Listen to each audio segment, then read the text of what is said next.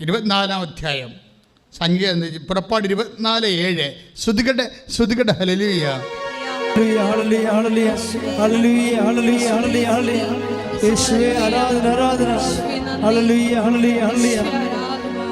പുറപ്പാട് 24:7. പുറപ്പാട് 24:7 വായിച്ചോളൂ. അനന്തരം ഉടമ്പടി ഗ്രന്ഥമെടുത്ത് ഒന്ന് പറഞ്ഞേ.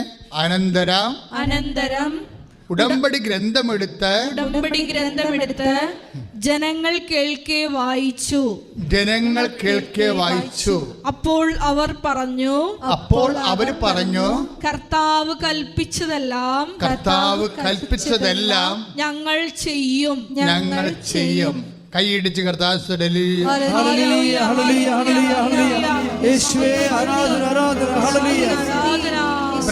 അപ്പൊ കർത്താവ് കൽപ്പിച്ചതെല്ലാം ഉടമ്പടി ഗ്രന്ഥമാണ് കൊടുക്കണത്. വിശുദ്ധ ഗ്രന്ഥം ബൈബിള് കൊടുത്ത് എന്താ പറയണത്? ഉടമ്പടി ഗ്രന്ഥം വായിച്ചു. എന്തിനാ വായിക്കണത്? ജനങ്ങളുടനെ മറുപടി പറയുന്നത് എന്താണ്? പുറപ്പാട് 24:7 എന്താ മറുപടി പറയണത്? കർത്താവ് കൽപ്പിച്ചതെല്ലാം പറഞ്ഞേ.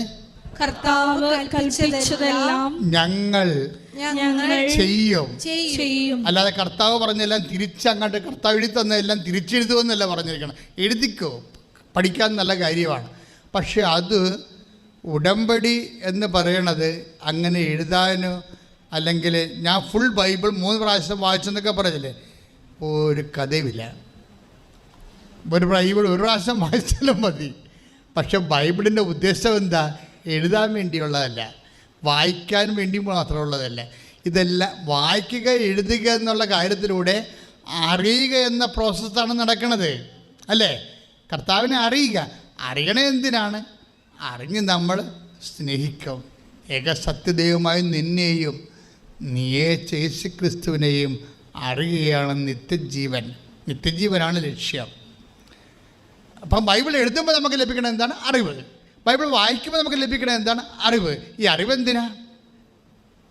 ഏകസത്യദൈവമായി നിന്നെയും 17:3 യോഹന്നാൻ 17:3 ഏകസത്യമായ അവിടുത്തെയും ഏകസത്യതയുമായ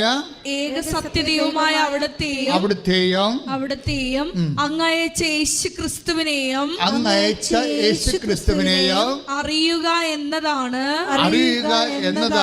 നിത്യജീവൻ. മക്കൾ എഴുതിയാലും മക്കൾ വായിച്ചാലും അതിൻ്റെ ലക്ഷ്യം, അതിലൊരു മാർഗമാണ്, അതൊരു ലക്ഷ്യമല്ല. മക്കളെ ബൈബിൾ എഴുതിയാലും മക്കളെ വായിച്ചാലും അതൊരു മാർഗമാണ്. ലക്ഷ്യമെന്താണ്? ഏകസത്യദൈവമായ നിന്നെയും നീ അയച്ച യേശുക്രിസ്തുവിനെയും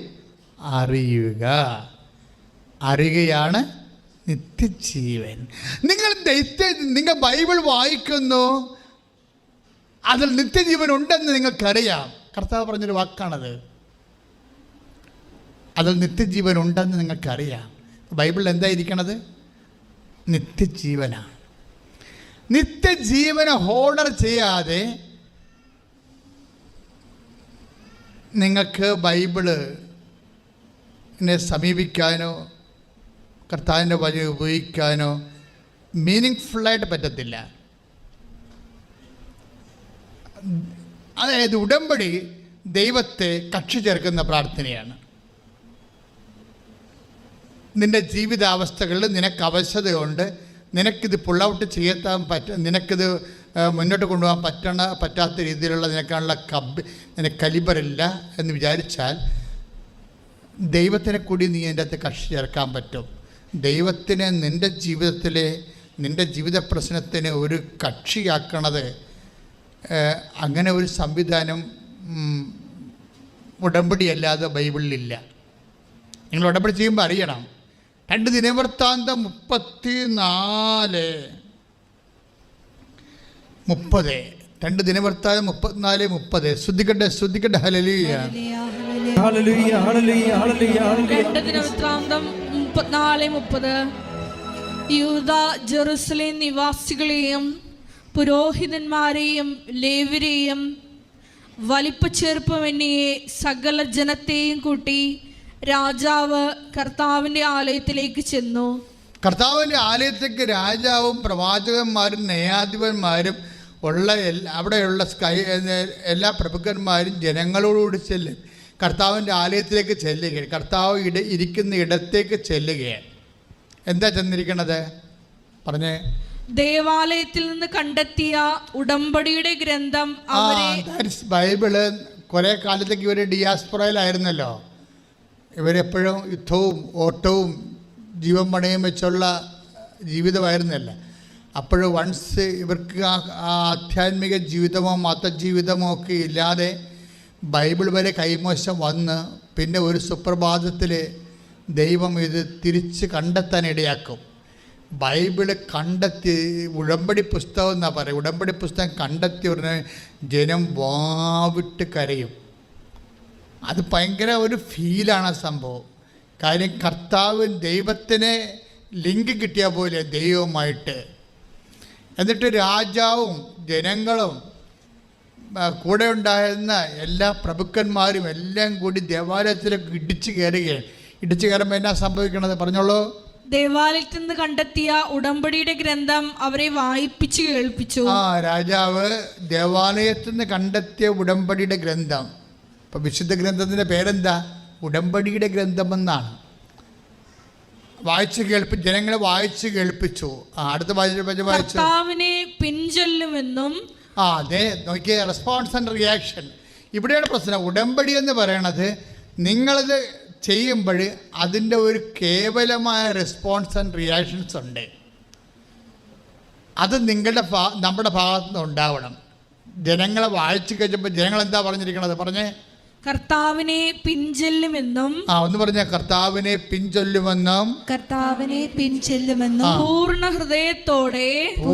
ഹൃദയത്തോടെ അവിടുത്തെ കൽപ്പനകളും പ്രമാണങ്ങളും ചട്ടങ്ങളും പാലിക്കുമെന്നും ഗ്രന്ഥത്തിൽ എഴുതപ്പെട്ടിരിക്കുന്ന നിയമങ്ങളെല്ലാം അനുസരിക്കുമെന്നും സ്വസ്ഥാനത്ത് നിന്നുകൊണ്ട് രാജാവ് കർത്താവിന്റെ മുൻപിൽ ഉടമ്പടി ചെയ്തു. അപ്പൊ രാജാവ് കർത്താവിന്റെ മുമ്പിൽ ഉടമ്പടി ചെയ്യണം. എന്താണ് ഉടമ്പടി ചെയ്യണത്? ദൈവം നൽകിയ വചനങ്ങൾ അനുസരിച്ചുകൊണ്ട് പാലിച്ചുകൊണ്ട് ജീവിച്ചുള്ള അതുവഴി ദൈവത്തിൻ്റെ സ്വന്തം ജനമായി നിലനിന്നുകൊള്ളാവുന്ന ഉടമ്പടി ചെയ്യുകയാണ്. കാരണം ഉടമ്പടി ചെയ്യുമ്പോൾ എന്താ പറ്റണത്? നിങ്ങൾ ദൈവത്തിൻ്റെ സ്വന്തം ജനമായി മാറുകയാണ്. അതാണ് എപ്പോഴും നമ്മൾ ശ്രദ്ധിക്കേണ്ടത്. Whether you Christian or non Christian, അത് ഡസൻ വെയ്ക്ക് എനിത്തിങ്. അതായത് നിങ്ങളിപ്പോഴും ക്രിസ്ത്യൻ അല്ലായിരിക്കും, പക്ഷെ നിങ്ങൾ ഉടമ്പടി വൺസ് ചെയ്ത് കഴിയുമ്പോൾ നിങ്ങൾ ദൈവത്തിൻ്റെ സ്വന്തമായി മാറും.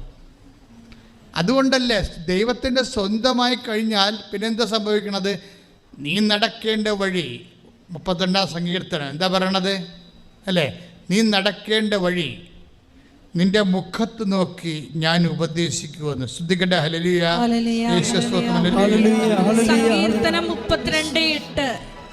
സങ്കീർത്തനം 32:8. ഞാൻ നിന്നെ ഉപദേശിക്കാം. ഒന്ന് പറഞ്ഞ, ഞാൻ നിന്നെ ഉപദേശിക്കാം. നീ നടക്കേണ്ട വഴി കാണിച്ചു തരാം. ഞാൻ നിന്റെ മേൽ ദൃഷ്ടി ഉറപ്പിച്ച് നിന്നെ ഉപദേശിക്കാം. അപ്പൊ അതൊക്കെ വിഷം മാറുകയാണ്. കാര്യം ഇവിടെ എന്താ സംഭവം? ആ ചേച്ചി ടീച്ചറിൻ്റെ മകള് എന്താ സംഭവിച്ചിരിക്കുന്നത്? അവൾക്ക് MSCയുടെ സെക്കൻഡ് സെം ഫെയിലാണ്. അതുകൊണ്ട് അവർക്ക് പ്രത്യേകിച്ച് സ്വപ്നങ്ങളൊന്നുമില്ല. ടീച്ചർ പറഞ്ഞത് എന്താണെന്ന് വെച്ച് കഴിഞ്ഞാൽ അവർ സെക്കൻഡ് സെമ്മിൻ്റെ മാർക്ക് ലിസ്റ്റ് ആവശ്യപ്പെട്ടില്ലേ വിയന്ന കോളേജിൽ നിന്ന്, യൂണിവേഴ്സിറ്റിയിൽ നിന്ന്. അപ്പോൾ ടീച്ചർ പറഞ്ഞത് ഫെയിൽഡ് സർട്ടിഫിക്കറ്റ് അല്ലേ ഉള്ളൂ, അയച്ചു കൊടുത്തേക്കാം. പക്ഷെ അതുകൂടി അത് ചാപ്റ്റർ ക്ലോസ് ചെയ്ത് നമുക്ക് ഇനിയൊന്നും മോഹിക്കേണ്ട കാര്യമൊന്നും ഇല്ലല്ലോ. നീ PSC പഠിക്കാൻ പറഞ്ഞു. ടീച്ചർ മോൾക്ക് കൊടുത്ത ഉപദേശം നീ PSC പഠിക്കാൻ പറഞ്ഞു. എന്നുവെച്ചാൽ PSC പഠിച്ച് ജോലി വാങ്ങിക്കുക, നാട്ടിലെവിടെയെങ്കിലും ജീവിക്കാം എന്ന് പറഞ്ഞു. അതെന്ന് വെച്ചാൽ അവരുടെ ഫയൽ മൊത്തം അവർ ക്ലോസ് ചെയ്തിട്ട് വേറെ രീതിയിലേക്ക് ഉപദേശം കൊടുക്കുകയാണ്. അപ്പോൾ അത് ടീച്ചറിൻ്റെ ഉപദേശമാണ്. പക്ഷേ ഉടമ്പടിക്കുള്ള പ്രശ്നം നിങ്ങൾ എന്ത് ഉപദേശം കൊടുത്താലും നീ നടക്കേണ്ട വഴി സങ്കീർത്തനം 32:8 വാഗ്ദാനമല്ലേ, അത് വാഗ്ദാനമാണല്ലോ. അതുകൊണ്ട് എന്നാ സംഭവിക്കണത്? നീ നടക്കേണ്ട വഴി നിൻ്റെ മുഖത്ത് നോക്കി ഞാൻ നിന്നെ ഉപദേശിക്കാം. ആരാണ്? നിൻ്റെ കൂടെയുള്ള നിൻ്റെ ദൈവം. അപ്പോൾ ഉപദേശം വന്നിരിക്കണത് എന്താ? ഉപദേശം വന്നത് പെട്ടെന്ന് ഇൻ്റർവ്യൂ റെഡിയാകാനാണ്. ഈ തോറ്റ സർട്ടിഫിക്കറ്റ് ചെന്നപ്പോഴേ, തോറ്റ സർട്ടിഫിക്കറ്റ് എന്ന് പറയുന്നത് സെക്കൻഡ് സെമ്മിൻ്റെ MSc തോറ്റ സർട്ടിഫിക്കറ്റ് ചെല്ലുമ്പോഴേ യൂണിവേഴ്സിറ്റിയുടെ റെസ്പോൺസ് എന്താണ്? വേഗം ഇൻ്റർവ്യൂ റെഡിയാകാൻ. അപ്പോൾ ഇവർക്ക് പേടിയായി. കാര്യം ഇൻ്റർവ്യൂ കഴിഞ്ഞ് ജയിച്ചാലും പിന്നെ സർട്ടിഫിക്കറ്റിൻ്റെ പ്രോബ്ലം വരുമല്ലോ, മെറിറ്റ് പ്രോബ്ലം അല്ലേ. ഞാൻ നിങ്ങളോട് എപ്പോഴും പറയത്തില്ലേ, നോട്ട് ബൈ മെറിറ്റ് എന്നൊക്കെ പറയുമ്പോൾ നിങ്ങൾക്ക് എന്തായിരിക്കും അച്ഛൻ പറയണമെന്ന് പറഞ്ഞു. നോട്ട് ബൈ മെറിറ്റ് എന്ന് പറഞ്ഞു കഴിഞ്ഞാൽ നിങ്ങളുടെ യോഗ്യത കൊണ്ട്. Ephesians 2:8 ഒന്ന് വായിച്ചു കിടക്കുക. ശ്രുതി, അതാണ് ഇതിൻ്റെ ആണി വചനം എന്ന് പറയുന്നത്, ഉടമ്പടിയുടെ ഒരു വചനം. എല്ലാപ്പോഴും പറയുമത്. ശ്രുതികട്ടെ ശ്രുതികട്ടെ. Ephesians 2:8 വിശ്വാസം വഴി ഒന്ന് പറഞ്ഞേ. വിശ്വാസം വഴി കൃപയാലാണ് നിങ്ങൾ രക്ഷിക്കപ്പെട്ടത്. അത് നിങ്ങൾ നേടിയെടുത്തതല്ല, ദൈവത്തിന്റെ ദാനമാണ്. അപ്പൊ നമ്മൾ നേടിയെടുക്കുന്നതിനാണ് മെറിറ്റ് എന്ന് പറയണത്. മനസ്സിലായില്ലേ? യോഗ്യത നമ്മൾ നേടിയെടുക്കുന്നത് ആണ് മെറിറ്റ് എന്ന് പറയണത്. നിങ്ങൾ നേടിയെടുക്കാത്തതാണെങ്കിൽ വർക്ക് ചെയ്യാൻ സാധ്യതയുണ്ട്. വർക്ക് ചെയ്യത്തില്ലെന്നല്ല, ഉടമ്പടിയിൽ വർക്ക് ചെയ്യും. എന്താ കാര്യം? ദാനമാണ് പിന്നെ വർക്ക് ചെയ്യേണ്ടത്. ഇവളുടെ സർട്ടിഫിക്കറ്റ് ഫെയിൽഡ് അല്ലേ, MSc സെക്കൻഡ് സെം ഫെയിലല്ലേ ഫിസിക്സ്. ആ സർട്ടിഫിക്കറ്റ് അയച്ചു കൊടുക്കുമ്പോൾ അവിടെ മെറിറ്റ് ഇല്ലല്ലോ, യോഗ്യതയില്ലല്ലോ. പക്ഷേ എന്തുകൊണ്ടാണ് യൂണിവേഴ്സിറ്റി ഇവരെ കോൾ ഫോർ ചെയ്യണത്? ഇൻ്റർവ്യൂ റെഡിയാകാൻ. പെട്ടെന്ന് ഇവർ ഇൻ്റർവ്യൂ റെഡിയാവും. ഇൻ്റർവ്യൂവിന് റെഡിയാകുമ്പോൾ എന്താ സംഭവിക്കണം? ഒരു അമേരിക്കക്കാരൻ ഒരു റഷ്യക്കാരനൊക്കെയാണ് ഇൻ്റർവ്യൂ ചെയ്യണത്. ഇവർ ഇയർഫോണൊക്കെ കറക്റ്റായിട്ട് വെച്ചിട്ട്, കാര്യം അവർ പറഞ്ഞാൽ മനസ്സിലാകണമല്ല, അവർ പറഞ്ഞാൽ മനസ്സിലാകണ്ടേ. അപ്പോൾ ഇവൾ ഇയർഫോണൊക്കെ വെച്ച് മാതാവിനൊക്കെ വിളിച്ച് ഉടമ്പടി തൈലമൊക്കെ നെറ്റൊക്കെ തെറ്റി. നമ്മൾ ഈ ഉടമ്പടി തൈലം എപ്പോഴും നമ്മൾ ശ്രദ്ധിക്കുന്നെങ്കിൽ എപ്പോഴും പ്രധാനപ്പെട്ട ഓപ്പറേഷൻസ് എല്ലാം ഉടമ്പടി തൈലം ഉപയോഗിക്കണം. ഓപ്പറേഷൻ എന്ന് പറഞ്ഞാൽ മെഡിക്കൽ ഓപ്പറേഷൻ അല്ല ഞാൻ പറയണത്. ഒരു നടപടിയിലേക്ക് പോകുമ്പോൾ നമ്മൾ അശക്തരാണ്. ദൈവമേ, ഇതാ കർത്താവിൻ്റെ ദാസി, നിൻ്റെ വചനം പോലെ എന്നിൽ നിറവേറട്ടെ എന്ന് നിൻ്റെ ശക്തി എന്നെ പ്രവർത്തിക്കട്ടെ. നിൻ്റെ ഈ മാനുഷികമായ പാവപ്പെട്ട ഉപകരണം, പാവപ്പെട്ട ബുദ്ധി, പാവപ്പെട്ട ഓർമ്മ, പാവപ്പെട്ട കഴിവുകേട്, എൻ്റെ കഴിവുകേടുകൾ അവിടെയെല്ലാം നിൻ്റെ മെറിറ്റ്, നിൻ്റെ ദാനം പ്രവർത്തിക്കട്ടെ എന്ന് പറഞ്ഞുകൊണ്ട് പരിശുദ്ധ അമ്മയെപ്പോലെ ഇതാ കർത്താവിൻ്റെ ദാസി എന്ന് പറയുന്നതിനാണ് ഈ ഉടമ്പടി തൈലം തേക്കണത്. മനസ്സിലായില്ലേ? ഇത് ഓരോ കാര്യം അറിഞ്ഞില്ലെങ്കിൽ ആക്ടിവേഷനിലൊക്കെ പ്രശ്നം ഉണ്ടാകും, അനുഭവം ഉണ്ടാകത്തില്ല. അറിവാണല്ലോ അനുഭവം. അറിവില്ല എന്നുണ്ടെങ്കിൽ ഉടമ്പടിയിൽ ഒത്തിരി കാര്യം അറിയാനുണ്ട് മക്കളെ. ഓരോ കാര്യങ്ങൾക്ക് ഓരോ ആപ്ലിക്കേഷൻസ് അല്ലേ വരണത്. അപ്പോൾ അതുകൊണ്ടാണ് നിങ്ങൾ ഇടയ്ക്കിടയ്ക്ക് ഉടമ്പടി ധ്യാനം പഴയതൊക്കെ കേൾക്കണമെന്നൊക്കെ പറയണത്. കാര്യം പണ്ട് പറഞ്ഞ കാര്യം ചിലപ്പോൾ ദൈവം പിന്നീട് ധ്യാനത്തിൽ പറയത്തില്ല. അപ്പം ഞാനൊരു ഐഡിയ എനിക്ക് എപ്പോഴും ഉണ്ടാവും വചനത്തെക്കുറിച്ച്, അത്രേ എൻ്റെ മനസ്സിലുള്ളൂ. ബാക്കിയെല്ലാം ഇവിടെ വന്ന് കർത്താവ് ക്രമീകരിക്കണം. അതിൽ ഞാൻ തപ്പിക്കളിക്കണം ചില സമയത്തൊക്കെ. എനിക്ക് കിട്ടണ കർത്താവ് തന്നെ വചനം ചില സമയത്ത് എനിക്ക് അതിനെക്കുറിച്ച് അറിയത്തില്ലായിരിക്കും. അങ്ങനെ വചനം ഉണ്ടെന്നറിയാം, പക്ഷേ എനിക്കതിൻ്റെ നമ്പരും കാര്യങ്ങളൊക്കെ എൻ്റെ മനസ്സിൽ വരത്തില്ല. അപ്പം അതിൻ്റെ സമയത്ത് അത് വരവായിരുന്നെങ്കിൽ ഞാൻ പഠിച്ച് പറഞ്ഞതല്ലോ. അങ്ങനെ പഠിച്ച് പറയണ അല്ലല്ലോ ഉടമ്പടി ധ്യാനം എന്ന് പറയണത്. ഉടമ്പടി ധ്യാനം ഇപ്പോൾ 2 ലക്ഷം 3 ലക്ഷം പേരൊക്കെ അല്ലേ ഉടമ്പടി ധ്യാനം കൂടണത്. അപ്പോൾ അവരുടെയൊക്കെ 3000 ലക്ഷക്കണക്കിന് പ്രശ്നങ്ങളാണല്ലോ ഉടമ്പടിയിൽ ദൈവം കൈകാര്യം ചെയ്യണത്. അതുകൊണ്ട് എല്ലാവർക്കും വേണ്ടി സംസാരിക്കും. ഇവിടെ തീർത്ഥാടന ഉടമ്പടി വന്നെങ്കിൽ നിങ്ങൾ 2000 പേർക്ക് വേണ്ടിയല്ല സംസാരിക്കണത്. ഓൺലൈനിൽ ഉടമ്പടി ധ്യാനം ഓൺലൈനിലല്ല പങ്കെടുക്കേണ്ടത്. അപ്പോൾ അങ്ങനെ പങ്കെടുക്കണ എല്ലാവർക്കും വേണ്ടിയും അവരുടെ വ്യത്യസ്തങ്ങളായ ജീവിത പ്രശ്നങ്ങളുണ്ടാവും. അതിനെല്ലാം ദൈവം ഇൻട്രാക്ട് ചെയ്യും. എന്താ കാര്യം വെച്ച് കഴിഞ്ഞാൽ എല്ലാം യേശുക്രിസ്തുവിൽ അതേയാണ്. കാരണം യേശുക്രിസ്തു എന്ന് പറയുന്നത് നമ്മൾ മുമ്പ് പറഞ്ഞ 8582 വാഗ്ദാനങ്ങളെല്ലാം കൂടി കാച്ചിക്കുറുക്കി സിംഗിൾ അപ്പായിട്ട് ദൈവം നൽകുന്ന രക്ഷയുടെ നാമമാണ് ദ ജീസസ് ക്രൈസ്റ്റ്. തോറ്റ സർട്ടിഫിക്കറ്റ് വെച്ച് പെട്ടെന്ന് ഇൻ്റർവ്യൂ ആണ്. അമേരിക്കയിൽ നിന്ന് റഷ്യയിൽ നിന്നൊക്കെ ഓരോരുത്തർ ലൈനിൽ വന്നിട്ട് വീഡിയോ ഇൻ്റർവ്യൂ നടക്കുകയാണ്. വീഡിയോ ഇൻ്റർവ്യൂ നടക്കുമ്പോൾ ഈ ടിസൻ്റെ മോള്, അയ്യോ എൻ്റെ സർട്ടിഫിക്കറ്റ് ഫെയിലാണല്ലോ, ഞാൻ ഇങ്ങനെ ഇവിടെ എന്തെല്ലാം കസത്ത് കാണിച്ചാലും എനിക്ക് കിട്ടുമോ ഇല്ലെന്ന് അറിയത്തില്ലല്ലോ, അങ്ങനെയൊക്കെയുള്ള അംബിക സസ്പീഷ്യസ് ആയിട്ടുള്ള എല്ലാ മേഘങ്ങളും കാറ്റുകൊണ്ട് തൂത്തെറിയും. പരിശുദ്ധാത്മാവ് ഒരു കാറ്റാണെങ്കിൽ നിൻ്റെ സംശയങ്ങൾ ഒരു മേഘമാണ്. എന്തുകൊണ്ട് why we should claim and clamour for the Holy Spirit? എന്തിനാണ് നമ്മൾ കർത്താവിൻ്റെ ആത്മാവിന് വേണ്ടി കരയണത്? കാര്യം ഇതുപോലെയുള്ള സംശയമേഘങ്ങൾ ഒത്തില്ലേ എന്നാ ചെയ്യും? എൻ്റെ ജീവിതം കട്ടപ്പുകയാകുക, ഗതികെട്ടാകുക. ഇങ്ങനെ കുറേ മനുഷ്യന്മാർ ബലഹീനമാക്കുന്ന കുറേ സാങ്കല്പികമായിട്ടുള്ള ആശങ്കകളുണ്ട്, സാങ്കല്പിക ആശങ്കകൾ. ഈ സാങ്കല്പിക ആശങ്കകൾ എല്ലാവർക്കും ഉണ്ടാവും. ഈ മേഘങ്ങളെ തൂത്തെറിയണത് ആരാണ്? പരിശുദ്ധാത്മാവിൻ്റെ കാറ്റാണ്. പല ആൾക്കാർക്ക് ഉടമ്പടി മാതാവാണെന്നാണ് പുറമെ ചിന്തയിലാണ് നിങ്ങൾ ഉടമ്പടി ചെയ്യണത്.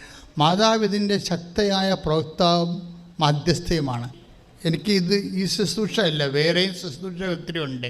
മാതാവ് എന്നെ കുറേ മിഷനുണ്ട്, സാമൂഹികമുണ്ട്. അതിലെ വിഴിഞ്ഞൻ സമരത്തിലൊക്കെ നിൽക്കണതിൻ്റെ കാര്യം, പണ്ട് 32 കൊല്ലം മുമ്പ് കൃപാസനം രജിസ്റ്റർ ചെയ്യുമ്പോൾ അമ്മ എന്നോട് പറഞ്ഞത്, വ്യക്തികളുടെ ജീവിത നവീകരണത്തിൽ ഊന്നിയ കുടുംബ സുസ്ഥിതിക്കും സാമൂഹ്യക്ഷേമത്തിനു വേണ്ടി പ്രവർത്തിക്കുന്ന ആത്മീയ സാംസ്കാരിക വേദി എന്ന 92 രജിസ്റ്റർ ചെയ്തിരിക്കുക ഗവൺമെൻറ്റിൽ. അപ്പോൾ വ്യക്തികളുടെ ജീവിത നവീകരണമുണ്ട്, അത് ഉടമ്പടിയും അതുപോലെയുള്ള ശുശ്രൂഷയുണ്ട്. പിന്നെന്താ, സാമൂഹ്യക്ഷേമമുണ്ട്, അവകാശ പോരാട്ടങ്ങളുണ്ട്. മാനവികത എവിടെയെങ്കിലും വിറങ്ങലിക്കുകയോ അൺജസ്റ്റ് അഗ്രസീവ്സ് ആയിട്ടുള്ള ആൾക്കാർ മനുഷ്യത്വത്തെ ചതക്കുകയോ ചെയ്ത് കഴിഞ്ഞാൽ ബൈബിളിൻ്റെ ഈ കാലങ്ങളിലുള്ള ദൈവത്തിൻ്റെ സ്വരമായി നമ്മൾ സ്വരമുയർത്തും. ചിലപ്പോൾ പ്രതിരോധിക്കും, ചിലപ്പോൾ കളക്ടറേറ്റ് തന്നെ ചിലപ്പോൾ വളഞ്ഞിട്ടെന്ന് വരും. അത് സഭ ഒരു സാമൂഹ്യവും ആയ യാഥാർത്ഥ്യം കൂടിയാണ്. ഇക്കാലത്തെ മനുഷ്യൻ്റെ കണ്ണുനീര് സഭയുടെ കണ്ണുനീരാണെന്ന് 50 കൊല്ലം എഴുതി വെച്ചിരിക്കുകയാണ് വത്തിക്കാൻ സുനദോസിൻ്റെ ഡിക്രിയിൽ. അതാണ് വത്തിക്കാൻ ഡിക്രി, ഗ്ലൗദിയം എത്ത് സ്പെസ്, സഭ ആധുനിക ലോകത്തിൽ. അവിടെ എഴുതി വെച്ചിരിക്കുന്നത് എന്താണ്? ആദ്യത്തെ പാരഗ്രാഫിൽ ഇക്കാലത്തെ മനുഷ്യൻ്റെ കണ്ണുനീര് സഭയുടെ കണ്ണീരാണ്, അത് ദൈവത്തിൻ്റെ കണ്ണീരാണ്, അത് തുടച്ച് മാറ്റപ്പെടും. അതിൽ തോമസ് നെറ്റോ ആർച്ച് ബിഷപ്പ് കുരിശ് ഉയർത്തിക്കൊണ്ട് പറഞ്ഞത്, ഞങ്ങൾ കഴുത്തിലണിയണത് കുരിശാണ്, ഈ കുരിശ് കിടക്കുന്നവൻ്റെ പേര് ക്രിസ്തു എന്നാണ്. അവൻ ലോകത്തിന് വേണ്ടി ആഹൂതി ചെയ്തിട്ടാണ് രക്ഷ വന്നെങ്കിൽ ഞങ്ങൾക്കും ആഹൂതി ചെയ്യേണ്ട ഒരു അവസരം വന്നാൽ ഞങ്ങൾ അതിൻ്റെ കൂടെ നിൽക്കുമെന്നൊക്കെ പറഞ്ഞ് കുരിശ് ഉയർത്തി പറഞ്ഞത് എന്തുകൊണ്ടാണ്? നമ്മളെപ്പോഴും ഒരു ആധ്യാത്മികതയെ മാത്രമെന്ന് നമ്മുടെ വയറ്റിപ്പഴപ്പിന് വേണ്ടി മാത്രം പ്രാർത്ഥന ഉപയോഗിച്ച് ദൈവത്തിന് ഇങ്ങനെ ഓരോ കാര്യങ്ങൾ നേടിയെടുക്കാൻ വേണ്ടിയുള്ള ഒരു സോഴ്സായിട്ട് മാറ്റുമ്പോൾ അങ്ങനെയുള്ള അയ്യോപാപി ക്രിസ്ത്യാനികൾ ശ്രദ്ധിക്കണം. നിങ്ങൾക്ക് എന്തുകൊണ്ടാണ് ഈ പൂർണ്ണ തോതിൽ നിങ്ങൾക്ക് എന്തുകൊണ്ടാണ് ദൈവമായിട്ട് അടുക്കാൻ പറ്റാത്തതിൻ്റെ കാര്യം? നിങ്ങൾ പൂർണ്ണ തോതിൽ സുവിശേഷം സ്വീകരിക്കാത്തത് കൊണ്ടാണ്.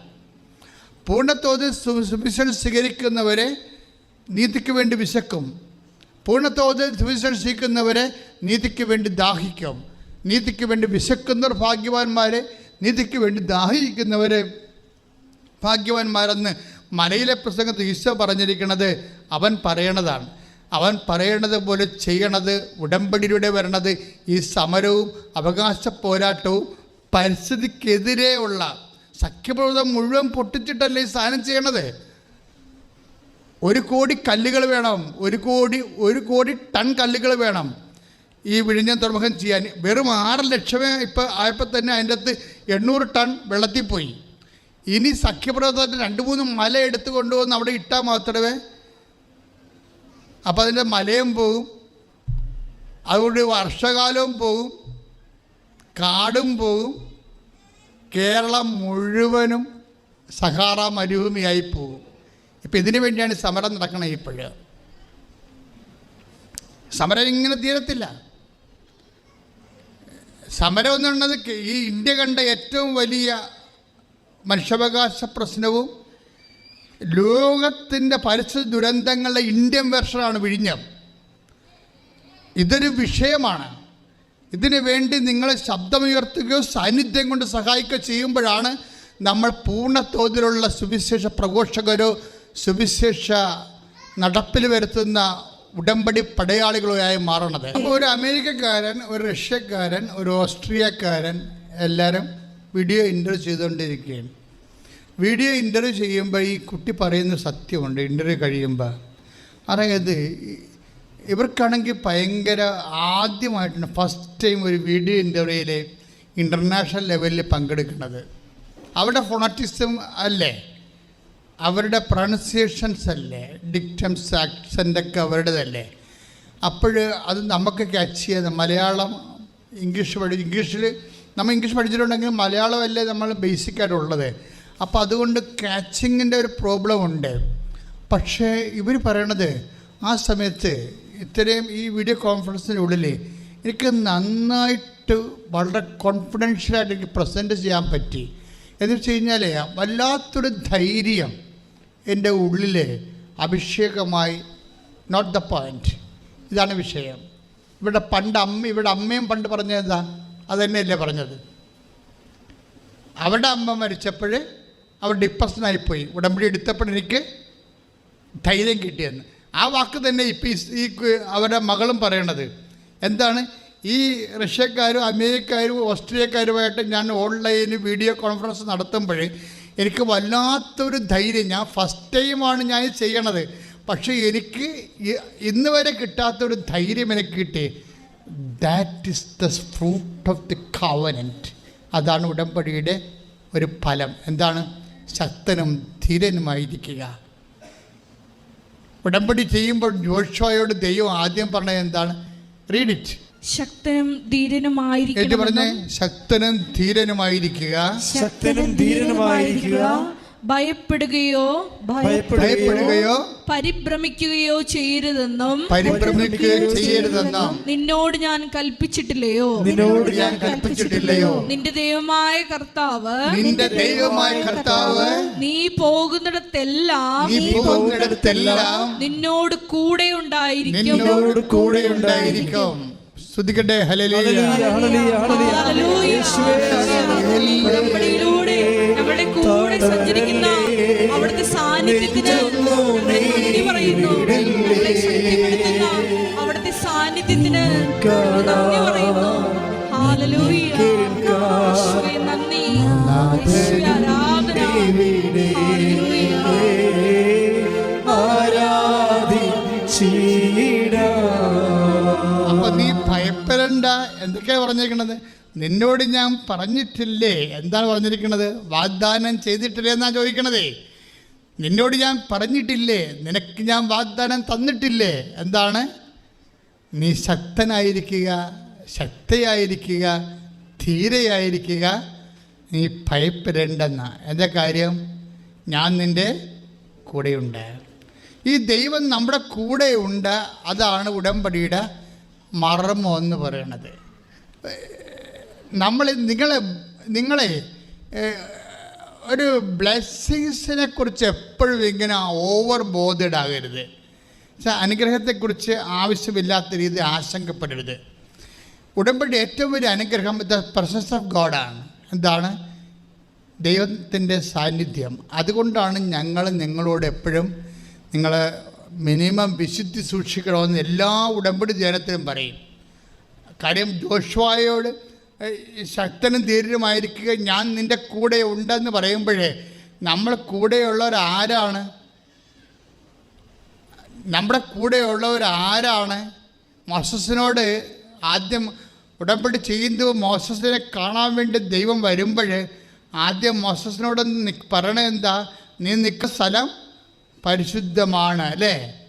അപ്പം പരിശുദ്ധനായ ദൈവത്തിൻ്റെ കൂടെയാണ് നിങ്ങൾ ഉടമ്പടി ചെയ്യണത്. അതുകൊണ്ടാണ് നമ്മളും പരിശുദ്ധമായിരിക്കേണ്ട ഒരു അവസ്ഥ വരണത്. നമ്മൾ പരിശുദ്ധമായിരിക്കേണ്ട അവസ്ഥ ദൈവത്തിൻ്റെ സാന്നിധ്യം ഉള്ളത് കൊണ്ട് മാത്രമല്ല, പരിശുദ്ധിക്ക് സമയ ഷോർട്ടണിങ് നടത്താനുള്ള ഒരു കഴിവുണ്ട്. സമയച്ചുരുക്കം വരുത്താനുള്ള കഴിവ് നിങ്ങളുടെ വിശുദ്ധിക്കുണ്ട്. ആരെല്ലാം ബൈബിളിൽ വിശുദ്ധീകരിച്ചുണ്ടോ അവർക്കെല്ലാം സമയ ഷോർട്ടണിങ് സംഭവിച്ചിട്ടുണ്ട്. സക്കേബൂസ് വിശുദ്ധീകരിച്ച് തന്നെ ചെയ്ത അനീതിയെ ഏറ്റുപറഞ്ഞു, അതിന് പരിഹാരം ചെയ്യാമെന്ന് പറഞ്ഞു, തന്നെ അനുതപിച്ച് ഏറ്റുപറഞ്ഞ് വിശുദ്ധീകരിച്ചപ്പോൾ ദൈവം പറഞ്ഞു, ടുഡേ,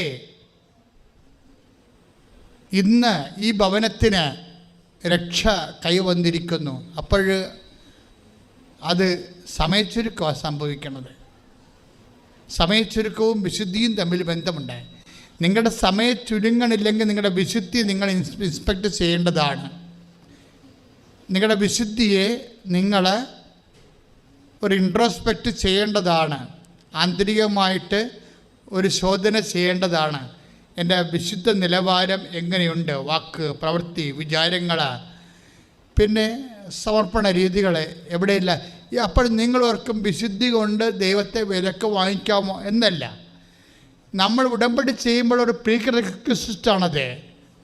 അതാണ് എബ്രാഹത്തിനോട് ദൈവം പറഞ്ഞില്ലേ, എന്താ പറഞ്ഞത്? നീ എൻ്റെ മുമ്പാകെ കുറ്റമറ്റവനായിരിക്കണമെന്ന്. മനസ്സിലായില്ലേ? നീ എൻ്റെ മുമ്പാകെ നിൽക്കണം. പിന്നെന്താണ്? അത് 17:1 ഉടമ്പടിയുടെ പ്രധാനപ്പെട്ട വചനമാണ്. ഉൽപ്പത്തി 17:1 റീഡിറ്റ്. ശ്രുതികട്ടെ. അബ്രാഹത്തിന് 99 വയസ്സായപ്പോൾ കർത്താവ് പ്രത്യക്ഷപ്പെട്ട് അവനോട് അരുളി ചെയ്തു, സർവശക്തനായ ദൈവമാണ് ഞാൻ, എൻ്റെ മുൻപിൽ വ്യാപരിക്കുക, കുറ്റമറ്റവനായി വർത്തിക്കുക. അപ്പോൾ എൻ്റെ ഉടമ്പടി ചെയ്ത ആൾക്കാർക്ക് ദൈവത്തിൻ്റെ സാന്നിധ്യം അവകാശമായി കിട്ടിയവർക്ക് എന്താ ചെയ്യേണ്ടത്? എൻ്റെ മുമ്പിൽ വ്യാപരിക്കുക, കർത്താവിൻ്റെ മുമ്പിൽ വ്യാപരിക്കുക. രണ്ടാമത്തേത് എന്താണ്? കുറ്റമറ്റവനായിരിക്കുക, കുറ്റമറ്റവളായിരിക്കുക. നിങ്ങളുടെ ഭാഗത്തു നിന്നൊരു കുറ്റം കാണരുത്.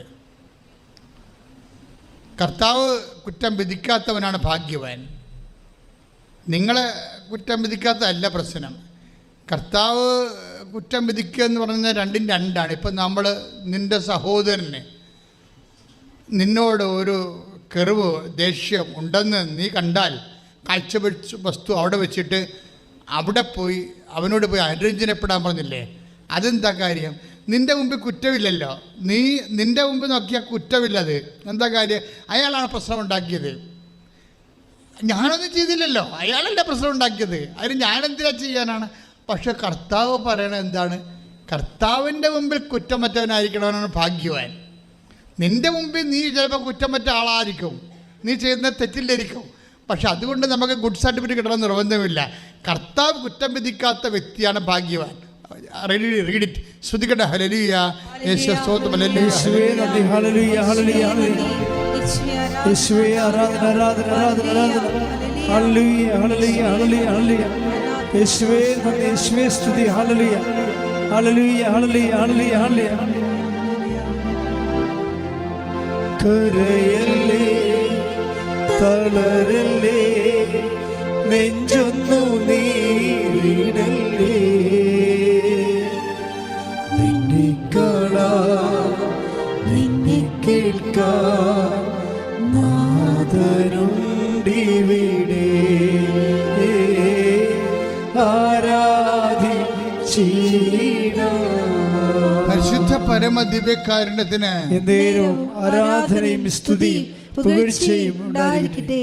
റോമ 4:8 കർത്താവ് കുറ്റം ചുമത്താത്തവൻ ഭാഗ്യവാൻ എന്ന് പറഞ്ഞ കർത്താവ് കുറ്റം ചുമത്താത്തവൻ ഭാഗ്യവാൻ. അപ്പൊ നമ്മള് ഭാഗ്യവതി എന്ന് കർത്താവ് എന്നെല്ലാ തലമുറകളും എന്നെ ഭാഗ്യവതി എന്ന് കീർത്തിക്കുമെന്ന് അമ്മ പറഞ്ഞില്ലേ? എന്താ കാര്യം? കർത്താവ് കുറ്റം ചുമത്താത്ത ഒരാളാണ് അമ്മ. അപ്പം നിങ്ങളെയും കർത്താവ് കുറ്റം ചുമത്തല്ലേ, എന്നെയും ചുമത്തത്തില്ലായിരിക്കും. പക്ഷെ എന്താ പ്രോബ്ലം എന്ന് വെച്ച് കഴിഞ്ഞാൽ ഇവിടെ ഇരിക്കുന്ന 99% ആൾക്കാരെയും കർത്താവ് കുറ്റം ചുമത്താൻ സാധ്യതയുണ്ട്. എന്ത് വകുപ്പിലാണ്? ഉടമ്പടി തെറ്റിച്ചുകൊണ്ടൊന്നുമല്ല. പാലം കയറുവോളം നാരായണ. പാലം കയറിക്കഴിഞ്ഞ് എന്ത് പറയുമെന്ന് അറിയാൻ പറ്റത്തില്ല, അതുകൊണ്ടാണ്, വേറെ പ്രശ്നമൊന്നുമില്ല. പാലം കയറുവോളം നാരായണ. ഉപവാസമെങ്കിൽ ഉപവാസം, പ്രാർത്ഥനയെങ്കിൽ പ്രാർത്ഥന, എന്ത് വേണം ചെയ്യാൻ തയ്യാറാകും. ഇതെല്ലാം കിട്ടിക്കഴിയുമ്പോൾ വീണ്ടും പഴയ കാട്ടാളത്തിയായിട്ട് മാറും. അവിടെയാണ് പ്രശ്നം. നിങ്ങൾ ഉടമ്പടി വെച്ച വിഷയങ്ങളുമായി കർത്താവ് തീരുമാനം ഉണ്ടാക്കി കഴിഞ്ഞാൽ പിന്നെ നിങ്ങളുടെ ഒരു അവസ്ഥ ഓർക്കുമ്പോൾ കർത്താവിന് ഉള്ള ക്ഷമ പോകും. എന്താ കാര്യം? നമ്മൾ വീണ്ടും പഴയ വ്യക്തികളായി മാറും. എന്താ പഴയ വ്യക്തികളെന്ന് പറഞ്ഞാൽ അർത്ഥത്തിൽ ഉപ്പ് ചേർക്കത്തില്ല, ആർക്കും ഒന്നും കൊടുക്കത്തില്ല, രോഗികളെ കണ്ട മൈൻഡ് ചെയ്യത്തില്ല, ആശുപത്രിയിൽ പോകത്തില്ല. അപ്പം നിങ്ങളിപ്പോൾ കാണിക്കുന്ന ഓരോ കാട്ടായം കാണുമ്പോൾ കർത്താവിനറിയാം, ചുമ്മാ ഇതൊക്കെ വെറുതെ ഇപ്പോഴത്തേക്ക് വേണ്ടിയുള്ള കുറച്ച് അഡ്ജസ്റ്റ്മെൻറ്റ്സ് അല്ലേ. ഇവളെ അനുഗ്രഹിച്ച് കഴിയുമ്പോൾ ഇവൾ പഴയ ആളായി മാറും. എന്താ കാര്യം? നമുക്ക് ജോലി കിട്ടിയിട്ട് നമുക്ക് പ്രതികാരം ചെയ്യാതിരിക്കുന്ന ആൾക്കാരുണ്ട്. ജോലി കിട്ടിയിട്ട് ഇപ്പം നമ്മളിപ്പോൾ ഒരു ലിഫ്റ്റ് കാണിക്കുകയാണ്. നമ്മളിപ്പോൾ ബൈക്കിൽ പോവാണ്, ഒരു ലിഫ്റ്റ് കാണിച്ച് അവർ തിരക്കായ കൊണ്ട് ചിലപ്പോൾ അവിടെ തന്തക്ക് വായി കുടിക്കാൻ മേടിക്കാൻ പോവുകയായിരിക്കും. ചിലപ്പോൾ എന്തോ ആയിക്കോട്ടെ, അവർ വണ്ടിയെ കയറ്റിയില്ല. അതോടുകൂടി നമ്മൾ ഉടമ്പടി എഴുതി വെച്ചിട്ടുണ്ട്, ബൈക്ക് വാങ്ങിക്കണമെന്ന്, ഡ്യൂക്ക് തന്നെ വാങ്ങിക്കണമെന്ന് എഴുതി വെച്ചിരിക്കുകയാണ്. പണിയായില്ലേ? എന്തിനാണ്? അവനെ കാണിക്കാൻ വേണ്ടി അവൻ്റെ അടുത്ത് പത്രാസ് കാണിക്കാൻ, പത്രാസല്ലേ അതിനു വേണ്ടി എഴുതി വെച്ചിരിക്കുകയാണ്. ഇനി അത് നീ ബൈക്ക് വാങ്ങിച്ചെന്ന് വിചാരിച്ചോ, നീയും അത് തന്നെ ചെയ്യും. നിന്നെ ബൈക്കെ കയറ്റാത്ത കണ്ട് നീയും ഇനി ഇത് വാങ്ങിച്ചു കഴിഞ്ഞാൽ മറ്റുള്ളവരെയും കയറ്റത്തില്ല. ഇത് കർത്താവിനറിയാം. ഇതൊന്നും നിങ്ങൾ ചെക്ക് ചെയ്യണം. ഞാൻ രക്ഷപ്പെട്ടാൽ ഞാൻ ആ പഴയ ആളായിട്ട് മാറിയിട്ട് പ്രതികാരമോ അതുപോലെ അതുപോലെയുള്ള ലോകത്താരുടെ നടപടിക്രമം എടുക്കുമെങ്കിൽ കർത്താവ് കുറ്റം ചുമത്തും നിങ്ങളാണ്. അവിടെ വിഷയം അതാണ് 8:4 പറയണത്. കർത്താവ് കുറ്റം ചുമത്താത്തവൻ ഭാഗ്യവാനെന്ന്. കർത്താവ് 4:8 കർത്താവ് കുറ്റം ചുമത്താത്തത്. ഉടമ്പടിയുടെ ഏറ്റവും വലിയ മർമ്മമാണത്. അത് നിങ്ങളൊന്ന് കറക്റ്റ് ചെയ്യണമെങ്കിൽ അനുഗ്രഹം തുടങ്ങും കർത്താവ്. ദൈവമേ, എനിക്ക് ജോലി കിട്ടിയ ഞാൻ വീണ്ടും എന്നെ വേദനിപ്പിച്ചവരുണ്ട്, എന്നെ കൂട്ടത്തിൽ കൊച്ചാക്കിയവരുണ്ട്, എന്നെ കളിയാക്കിയവരുണ്ട്. ചില ആൾക്കാരെ പ്രസവിക്കാൻ നടക്കണേ എന്തിനാണെന്നറിയാവോ? അവർക്ക് പ്രസവിച്ച് മക്കളെ കിട്ടാൻ വേണ്ടിയല്ല, അവരെ മച്ചിയെന്ന് വിളിച്ചവർക്ക് 2 പറയാൻ വേണ്ടിയാണ്. മനസ്സിലായില്ലേ? അവരെ ഈ ചിലപ്പോൾ മച്ചിയെന്നൊക്കെ വിളിക്കുമല്ല, അങ്ങനെ വിളിക്കും അങ്ങനെ. അപ്പം അവരെ കരുതിക്കൊണ്ട് വെച്ചിരിക്കുകയാണ്. സ്വന്തം ഭർത്താവല്ലെങ്കിൽ ശരി, വേറെ ആരാലും ശരി, മക്കളുണ്ടായിട്ട് കാര്യമെന്ന് പറയും. അങ്ങനെ മനുഷ്യാരൂപി ഇങ്ങനെ കയറി വരും. അങ്ങനെ വരുമ്പോൾ സ്വാഭാവികമായിട്ടും കർത്താവിൻ്റെ മുമ്പിൽ 5:23 ലെവൽ കണ്ടില്ലേ? മത്തായി 5:20 വായിച്ച് ശ്രദ്ധിക്കട്ടെ. ഹല്ലേലൂയ, യേശുവേ നന്ദി, ഹല്ലേലൂയ, ഹല്ലേലൂയ, ഹല്ലേലൂയ, യേശുവേ. 5:23 നീ ബലിപീഠത്തിൽ കാഴ്ചയർപ്പിക്കുമ്പോൾ എന്ന് പറഞ്ഞേ. നീ ബലിപീഠത്തിൽ കാഴ്ചയർപ്പിക്കുമ്പോൾ നിന്റെ സഹോദരന് നിന്നോട് എന്തെങ്കിലും വിരോധമുണ്ടെന്ന് അവിടെ വെച്ച് ഓർത്താൽ കാഴ്ച വസ്തു അവിടെ ബലിപീഠത്തിന് മുമ്പിൽ വെച്ചിട്ട് പോയി സഹോദരനോട് രമ്യതപ്പെടുക, പിന്നെ വന്ന് കാഴ്ചയർപ്പിക്കുക. മറ്റുള്ളവരോട് സഹോദരങ്ങളോട് രമ്യപ്പെടുക. അത് നീ മൂലം ഉണ്ടായിട്ടുള്ള കുഴപ്പം അല്ലെങ്കിൽ പോലും, അവർ മൂലം ഉണ്ടായ കുഴപ്പമാണെങ്കിൽ പോലും നിങ്ങൾ രമ്യതയിലിരിക്കാനാണെന്ന് കർത്താവ് ആഗ്രഹിക്കുന്നത് കൊണ്ടാണ് വിഷയം. അപ്പോൾ അങ്ങനെ അല്ല എങ്കിൽ കർത്താവ് നിങ്ങളെ കുറ്റം ആരോപിക്കാൻ സാധ്യതയുണ്ട്.